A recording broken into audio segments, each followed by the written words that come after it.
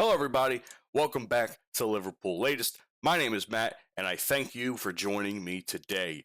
Before I get into today's video, I have noticed that there's quite a bit of growth on the channel in terms of subscribers, viewers, and I want to say if you're a first-time viewer, thank you for stopping by. I firmly implore that you subscribe to the channel and leave a like and comment to get in on the conversation. If you are a new subscriber and this is a return for you, thank you for stopping by again. I greatly appreciate it. All this helps not only me, but it helps Fan Arch as well grow this channel and help them get involved more in the football world, more so in regards to the European side of football.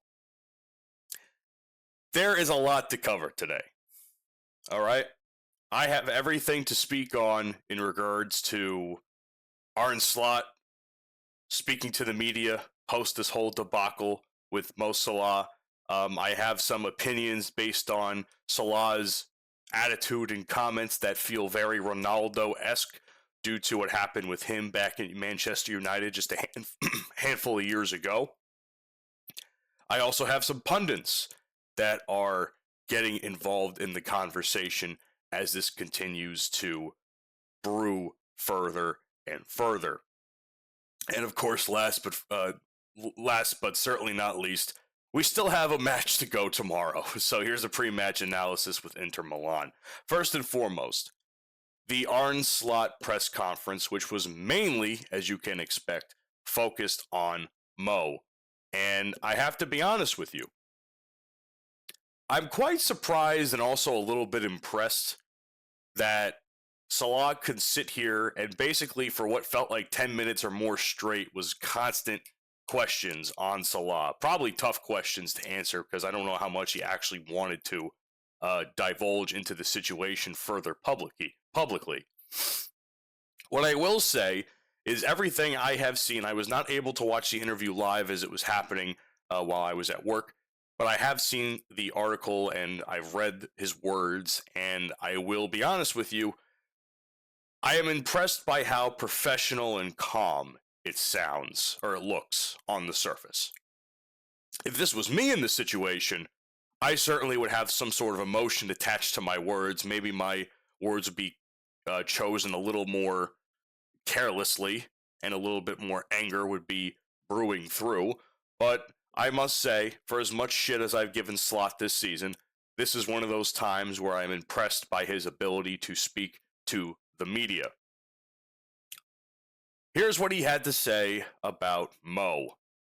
He was surprised by Salah's interview, as he himself had not sensed a breakdown in the relationship beforehand or any communication.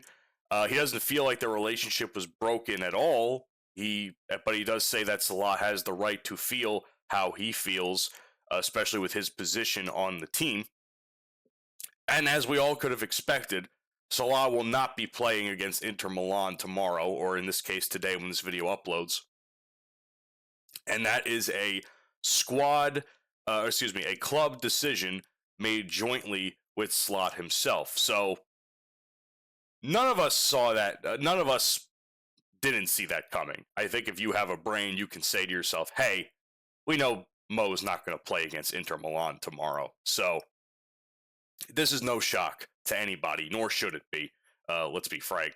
As far as why he was dropped initially in the first place, not including Inter Milan, it was really just that, Liverpool, at least Slot says, Liverpool have been struggling with the game plan teams have against us. No shit. And he felt the team had looked vulnerable in games such as Forest and PSV, so he began trying different midfield-heavy structures, which obviously, from recent performances, have not worked in as much as well as maybe he would have hoped. So clearly, something is not clicking on the field. But all in all, he says that Salah's benching was tactical, not personal, which I never really thought it was personal to begin with. I think Mo is taking it personally, which I can't blame him, considering he's the guy on the field. He's the professional in the matter. He's the striker. He wants to feel like he's involved in helping the team win. So from his frustration, I get for sure, but I do understand why Slot is saying the things that he's saying here. I never personally thought it was anything more than a tactical decision and a performance decision at times to drop him in the first place. Though to see it multiple times in a row, as we all could imagine, we were a bit surprised by. Whether or not Mo has played his last Liverpool game, Slot obviously pleaded the fifth and says, I have no clue. I cannot answer that. But he does say that the future is completely open for Mo on the team still. Here is where I'm actually a bit surprised by the words Slot says. On his authority specifically, he feels that that the remarks Salah made did not undermine his authority in any way. And this is a quote that he says himself, usually I am calm and polite, but that doesn't mean I am weak. So he says he had to react when a player says such things about him, thus the reaction for Slot's exclusion, I guess, for future matchups with especially with Inter Milan. We'll just have to see. And it's I'm actually surprised that he said that, because if it was me, again, personally, I'm maybe a little bit more emotional than Slot is. I mean, I'm not European, I'm not Dutch. Apparently they have a reputation, I've heard, for being not the most emotional kind of people. I would be angry about the comments because I feel it would undermine my authority. Personally speaking, I feel as though it would be like an attempt at a mutiny. And I said yesterday, a mutiny might be the only thing to get Slot out of the team as a manager. And I gotta say, Slot had a lot of balls to acknowledge the fact that he doesn't feel like he was undermined. So I don't agree that that's the case. I don't think a lot of us agree that that's the case. I think it was an attempt to undermine Slot. I think deep down, Slot feels a little bit some way about it. He just won't let the media know about it, which is fair to him. And on whether he has it in for Salah, he honestly has no idea. He refuses to even guess what Salah meant by his comments, as he is the only one who can answer that, a direct quote from him. Now, that's all the stuff I have on Salah on Slot as far as Salah goes. What I'm really surprised about was that Alisson Becker spoke to the media, and I guess this was like a post-practice conversation with the press.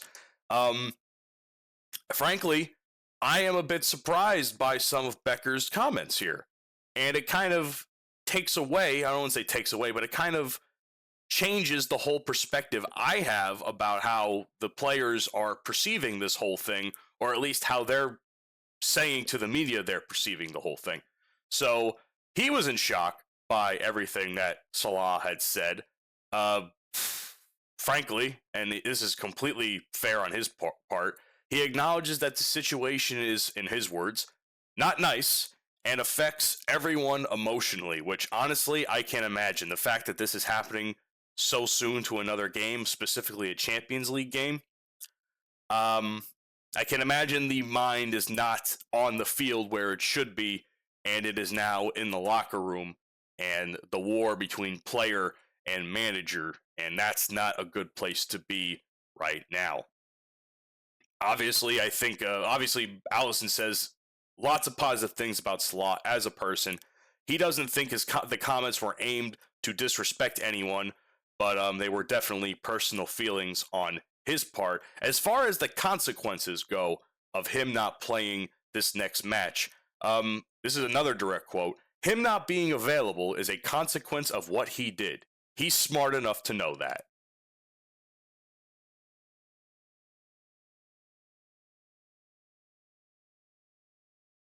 I can't say I disagree.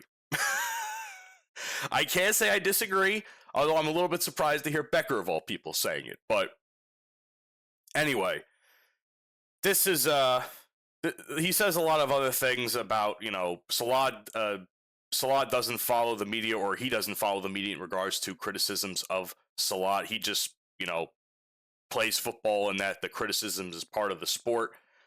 Whether or not he should get his spot back, that being he being Salah, that's part of playing for Liverpool. You have to compete at the highest level. That's what Alison Becker says. What I think is the most important thing, two important things here towards the end of these notes that I see here, is that Allison backs Slot completely, and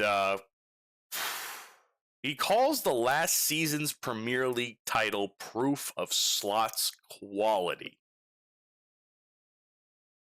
But most importantly, says that players share the responsibility for poor form, and honestly, I cannot agree more with that, because it is just as much the players that are to blame as Slot. But it also comes down to the tactics, and to say that proof of Slot's quality, considering we are in our worst stretch in 70 years, is quite telling.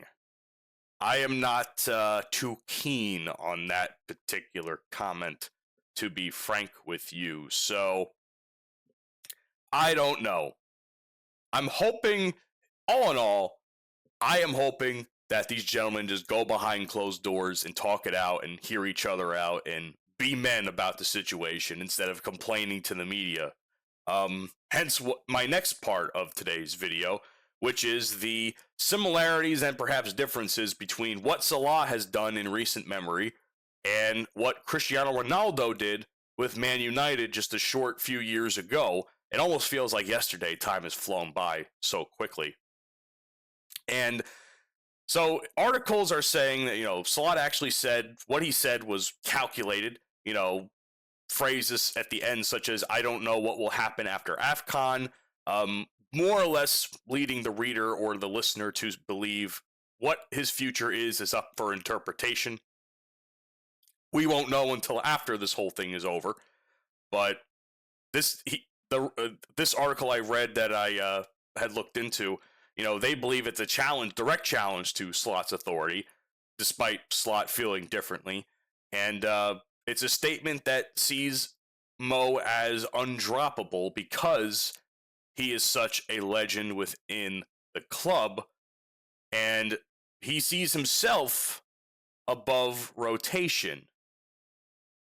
And this is exactly what, this echoes sort of the same situation that Ronaldo had with Ten Hag when he was manager of Man United, a superstar refusing to accept a shifting status. Whew. When I read this article and after I read the Slot, this article doesn't really hold up as well after reading Slot's comments, but I still see a lot of these similarities they're going for. It almost feels similar to like a hit piece the more I'm looking into this, but either way, it's still rough to see. More on how Salah sees himself differently from the club here. He argues that none of the attackers have performed up to the level that is expected of them, which is true. The only person who's a pure striker, I believe, can even hold a candle to this conversation as far as being exempt from it is Editike, but that's just me. He feels like he's the only one being singled out, and he feels like he has earned the right to not fight for his spot every single day. This is how people that are huge stars think. Also similar to how Ronaldo acted when Ten Hag benched him.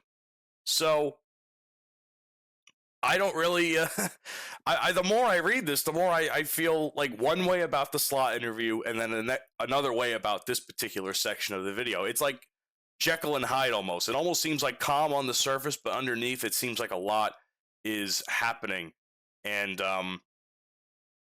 frankly, I don't even think it's Mo versus Liverpool. It's definitely more of a Mo versus Slot situation.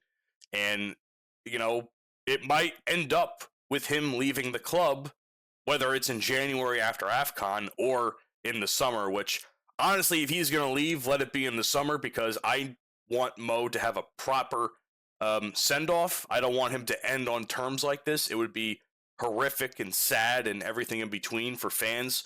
But we'll see. I mean, he might leave because he feels disrespected and dropped without justification.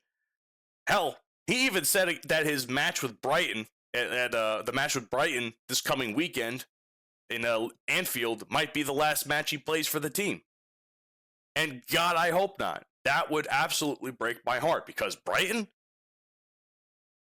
of all teams, like, you want to say goodbye to it with a team like Brighton. You don't even want to say against a win against United or City or something. Not that we could beat those teams right now, but still, I guess if we win, might as well say goodbye while he can. So, here's why this feels like a Ronaldo-esque moment, and that is essentially, from what people say and what this article particularly says, Salah believes that he is Liverpool and his legacy gives him some sort of authority, and that he's earned immunity from rotation, and that the disrespect he thinks he is receiving is unacceptable. Meanwhile, Slot, which I kind of touched on a little bit in the prior section, the work rate always deems the selection. I will argue that Salah's, despite not scoring too much recently, has put an effort on the field. So I disagree with some of that. But at the same time, no player is above the team. So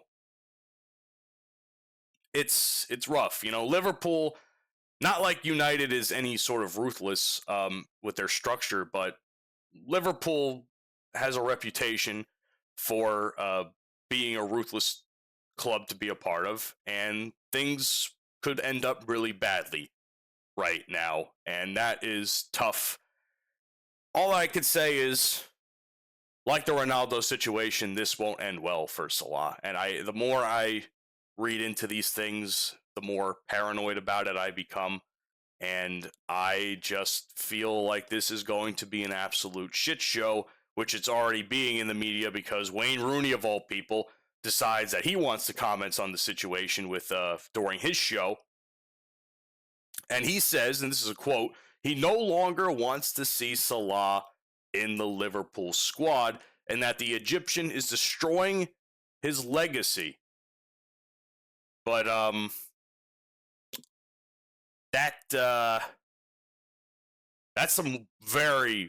fighting words, if you ask me. That's fighting words. If I was Salah, I would smack the fuck out of Wayne Rooney for that one. But everybody, and this includes Carragher, Gary Neville, Kilpatrick, they're gravitating towards the fact that they're pro-club in this case, or pro-manager in Salah. They think that the public criticism that Salah gave the press was crossing a line.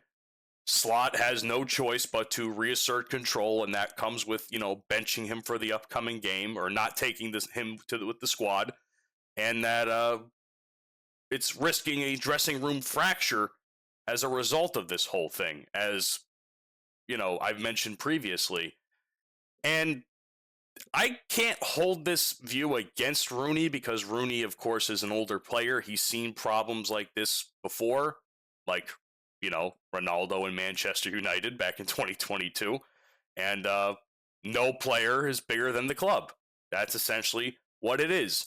It's basically big personalities testing the managers and seeing how far they could go. But Rooney does not believe that Mo Salah is destroying his legacy in this matter.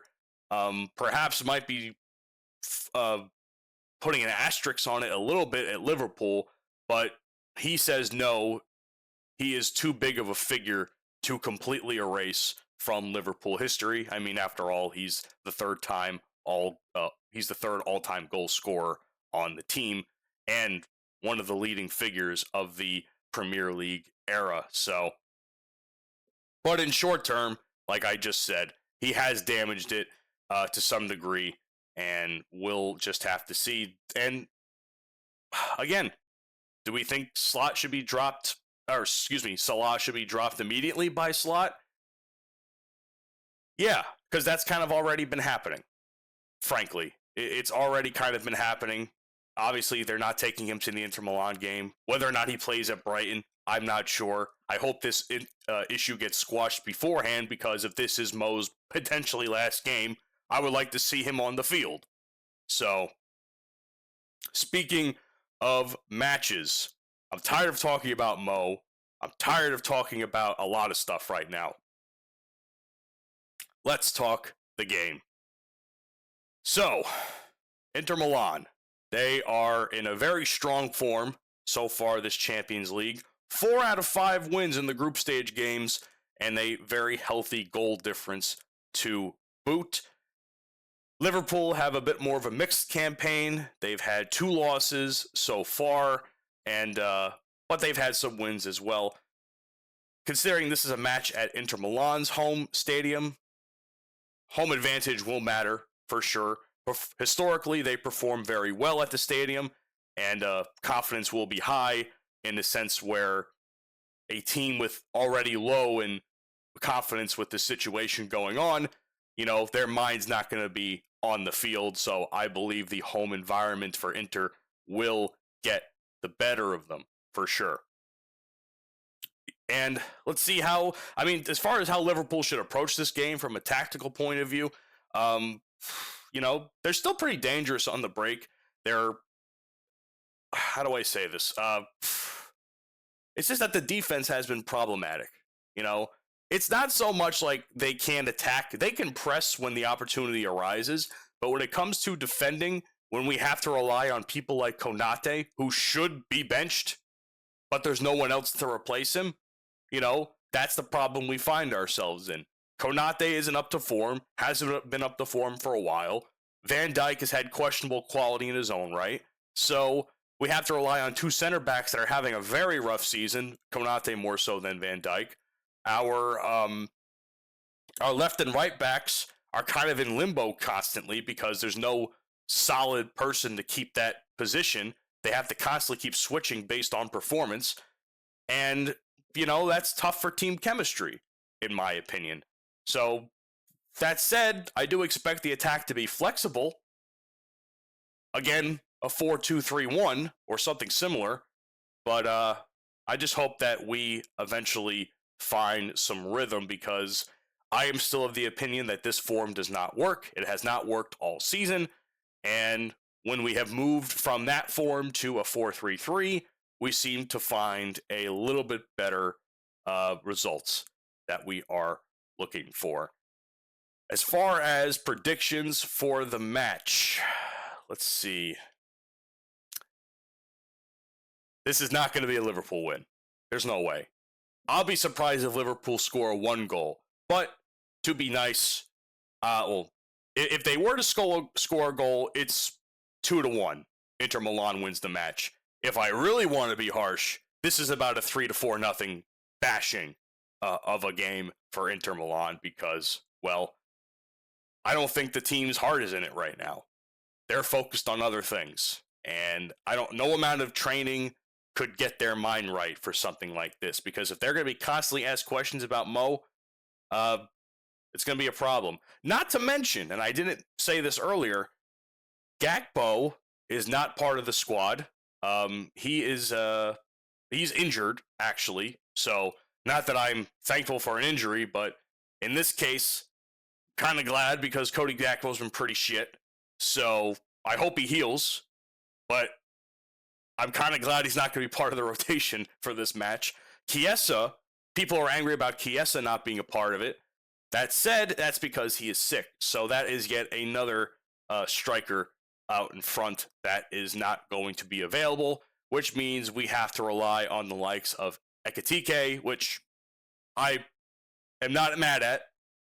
Isak will probably be there as well, and they'll have to move around with the midfield a little bit to make it work. I am very nervous for this game. I expect the absolute worst. And as always, I will be here post-match to talk about everything that has transpired since. So I hope you will be there to join me tomorrow, or in this case, at some point. Well, yes, tomorrow, for my review of the match and any bit of news that follows. This has been Liverpool Latest, and you'll never walk alone, I guess. Unless your name is Mohamed Salah because you're being left home. Ugh.